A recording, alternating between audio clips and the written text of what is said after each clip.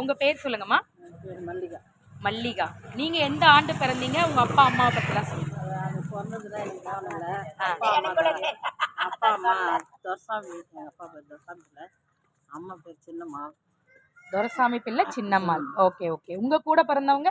என் கூட பிறந்தவங்க 7 பேர். 7 பேர். நீங்கள் எத்தனாவது அதில்? 7வது. நீங்கள் தான் 7வது. யாருமே இல்லை, எல்லாம் சரி போயிட்டாங்க. நீங்கள் மட்டும்? நான் மட்டும். சரி சரி. உங்கள் கணவரை நீங்கள் எப்போ பார்த்தீங்க?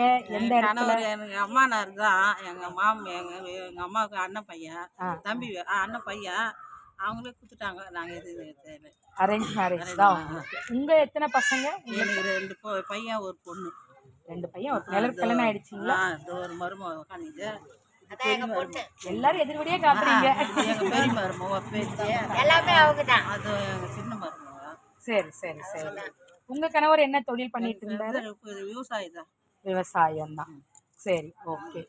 நீங்க என்ன படிச்சிருக்கீங்க? நான் 5வது படிச்சிருக்கேன். 5வது. உங்க கணவர்? அவர் 4வது படிச்சிருக்காரு. சரி. உங்க பசங்களை நீங்க படிக்க வச்சீங்களா? ஒருத்தன் 8வது படிக்க மாட்டேன்ட்டாங்க. 8வது. அவன் 9வது. எங்க பொண்ணு 8வது. சரி ஓகே. உங்க வாழ்க்கையில மறக்க முடியாத ஒரு சந்தோஷமான நிகழ்ச்சி? பசங்க தான் வளர்க்கணும், அவங்க தான் நல்லா இருக்கணும். நல்லா இருக்கணும்.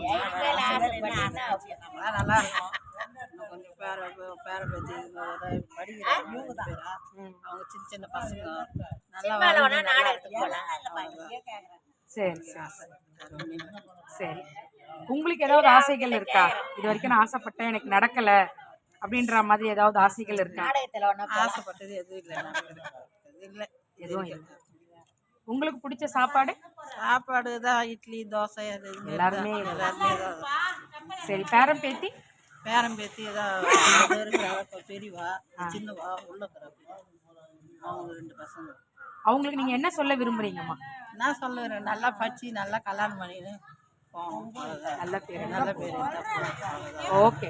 இது வரைக்கும் நீங்கள் ஒத்துழைப்பு கொடுத்தது ரொம்ப நன்றி. வேறு எதுவும் இல்லை. ஆசை அவங்க நல்லா படிக்கணும், படித்து பெரிய ஆள் ஆகி அவங்க. சரிங்க. ஓகே, நன்றி.